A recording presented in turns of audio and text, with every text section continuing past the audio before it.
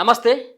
Telangana Congress party incharge అలాగే రాహుల్ గాంధీకి అత్యంత ఆప్తురాలిగా పేరున్నటువంటి మీనాక్షి నటరాజన్. సో మొత్తానికి కాంగ్రెస్ పార్టీ ఎట్టి పరిస్థితుల్లో మీనాక్షి నటరాజన్ని రాజ్యసభకు పంపాలన్నటువంటి ఒక ప్రయత్నం చేసింది. సో దాంట్లో భాగంగానే మధ్యప్రదేశ్ నుంచి ఆమెను బరిలోకి దింపడం జరిగింది. అంటే మధ్యప్రదేశ్లో ఇప్పుడున్నటువంటి రాజ్యసభ సీట్లు 3 ఖాళీ అయితే 3 2 బీజేపీకి ఒరిజినల్గా దక్కాల.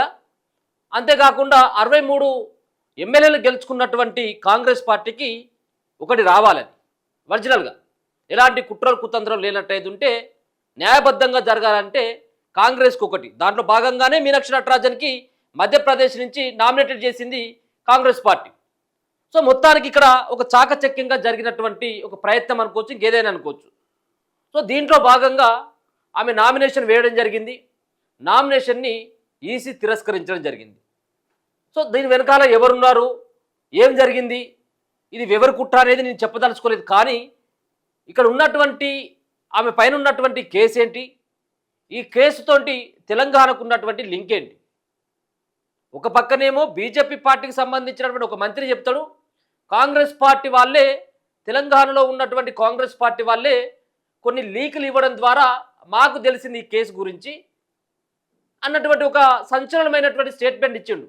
సో ఆ స్టేట్మెంట్ వెనకాల కాంగ్రెస్ పార్టీలో అలజడి సృష్టించాలనా లేకపోయినట్లయితే నిజంగా జరిగినటువంటి పరిణామమా? సో అది ఎవరు చేసిండ్రు ఏందనేది మనం చెప్పలేము.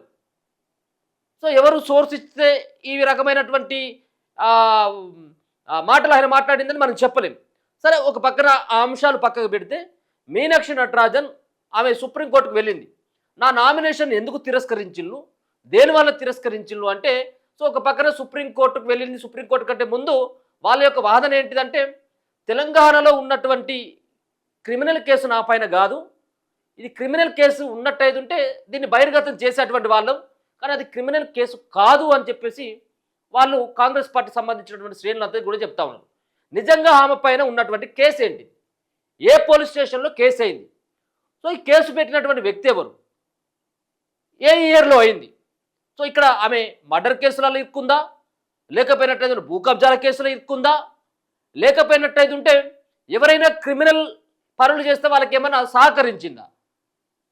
సో ఈ కేసు గురించి ప్రధానంగా ఇప్పుడు ఒక రకంగా కేవలం తెలంగాణలోనే కాదు, అటు మధ్యప్రదేశ్ దేశవ్యాప్తంగా కూడా ఒక కుట్ర పన్ని మీనాక్షి నటరాజన్ని ఆమె చేసినటువంటి నామినేషన్ని తిరస్కరించాలని.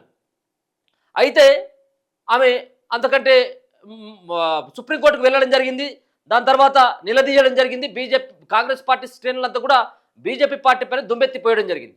ఒకసారి కనుక ఆ కేసును చూసినట్లయితే ఇప్పటికే ఆ కేసు సుప్రీంకోర్టులో ఉంది. ఇదే కాంగ్రెస్ పార్టీ నుంచి ఉన్నటువంటి అభిషేక్ సింఘ్వి ఆమె కేసును వాదిస్తున్నాడు.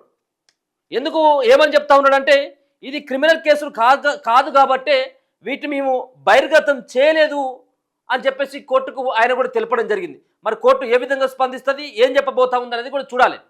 మొత్తానికి ఆమె కేసుకు సంబంధించినటువంటి విషయంలో బీజేపీ పార్టీకి సంబంధించినటువంటి దీంట్లోనే మధ్యప్రదేశ్ నుంచి ఆయన కూడా నామినేట్ చేసినటువంటి అభ్యర్థి ఎవరైతే మహేష్ ఖేవత్ ఉన్నాడో, మహేష్ ఖేవత్ ఈసీని సంప్రదించడం జరిగింది, ఈసీకి కంప్లైంట్ చేయడం జరిగింది.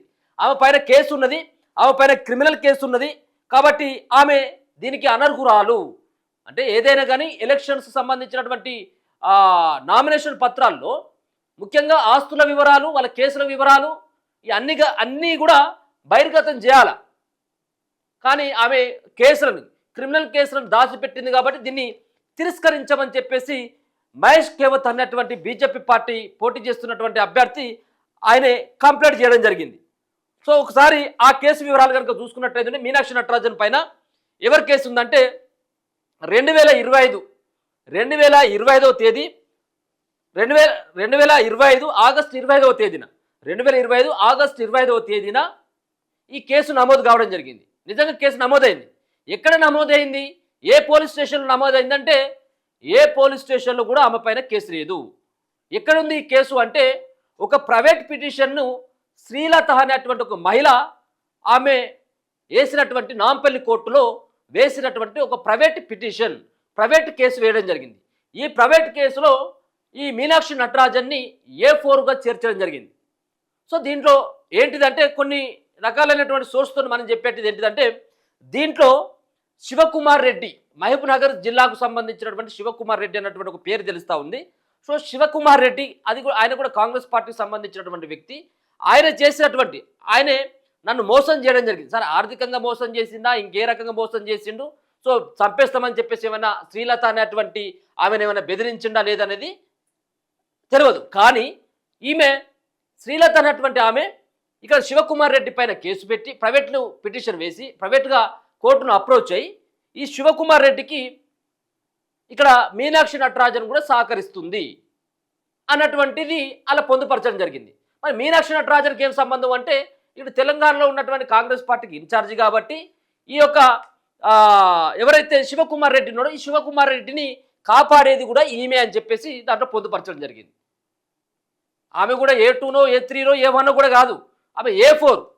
దాంట్లో భాగంగానే 2025 మరి ఆగస్టు 25వ తేదీన నాంపల్లి కోర్టులో శ్రీలత అన్నటువంటి మహిళ ఆమె ప్రైవేట్ పిటిషన్ వేసింది. సో దీంట్లో A4గా చేర్చింది.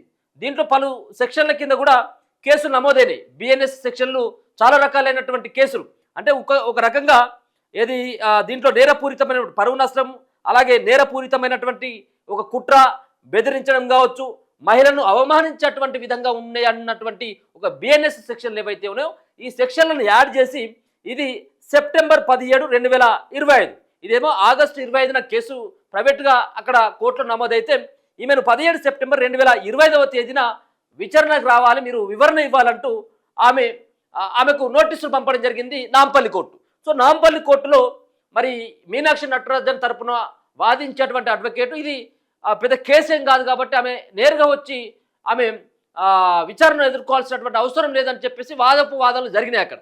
సో ఈ కేసు ఇంకా వివరాలు ఇంకా బహిర్గతం కాలేదు, ఇంకా ఆమె వెళ్ళాలా, సో A4గా ఉన్నటువంటి వాళ్ళు వెళ్ళాల్సినటువంటి అవసరం ఏమున్నది, అడ్వకేట్ పోతే సరిపోతుందా, సో దీనిపైన ఒక రకంగా ఆమె రావాలన్నటువంటి అవసరం ఏమి లేదు. సో కేసీఆర్ కూడా గతంలో నోటీసులు ఇచ్చిండ్రు, అక్కడ అడ్వకేట్లు పోతా ఉన్నారు. ఎవరికైనా కానీ ఇప్పుడు ఓటుకు సంబంధించిన కేసులో రేవంత్ రెడ్డి కాదా, రేవంత్ రెడ్డి ఏమన్నా పోతాడా? సో ఇదంతా కూడా ఒక రకంగా కావాలని చెప్పేసి A4గా ఉంది. దీంట్లో పెద్దగా పోలీస్ స్టేషన్లలో కేసు అయి పెద్ద కేసులలో పెద్ద మర్డర్ కేసులు లాంటి దాంట్లో కూడా ఉన్నటువంటిది కూడా కాదు. కానీ ఇక్కడ కావాలని చెప్పేసి మీనాక్షి నటరాజన్ని ఒక కాంగ్రెస్ పార్టీ బలిపశువు చేసిందనేది ఒక రకంగా అయితే, ఎదుర్కొనేటువంటి ఎన్నికలని ఎదుర్కొనేటువంటి దమ్ము లేకనే ఈ రకంగా బీజేపీ పార్టీ ఈ రకమైనటువంటి వెనుక గోతులు తీసిందన్నటువంటి ఆరోపణలు సైతం కూడా బలంగా వినబడతా ఉన్నాయి. ఇప్పటికే ఆమె కోర్టును అప్రోచ్ కావడం జరిగింది. సుప్రీంకోర్టులో ఈ వాదనలు అయితే జరుగుతూ ఉన్నాయి. ఆమె తరపున అభిషేక్ సింఘ్వి వాదిస్తూ ఉన్నాడు. మరి ఇది చూడాలి, మరి పోలీస్ స్టేషన్లో ఒకవేళ నిజంగా కోర్టులో ప్రైవేట్ పిటిషన్ వేస్తే సో దీనిపైన మరి కోర్టు సైతం కూడా అక్కడ ఉన్నటువంటి లోకల్ పోలీసులని చెప్తుంది, ఆదేశిస్తుంది. సో ఈ కేసు ఇక్కడ వరకు వచ్చింది, అసలు ఏంటిది, దీని పూర్వపరాలు ఏంటి అంటూ పోలీసులకు కూడా ఆదేశించాలి.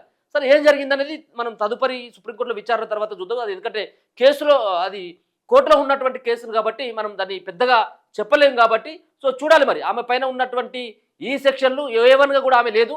అట్లాంటిది ఆమె రేపు మరి ఈ నామినేషన్ తిరస్కరించడం ఇది సరైంది కాదు అంటూ ఈసీకి ఏమైనా సుప్రీంకోర్టు చివాట్లు పెట్టి మరి ఆమె నామినేషన్ని మీరు మళ్ళీ తీసుకోవాలని చెప్పేసి ఏమైనా ఆదేశిస్తుందా, లేకపోయినట్టయితే ఉంటే ఇది ఏందనేది కూడా చూడాలి. మరి మధ్యప్రదేశ్లో కూడా ఉన్నది బీజేపీ పార్టీ ఉన్నది అధికారంలో అక్కడ.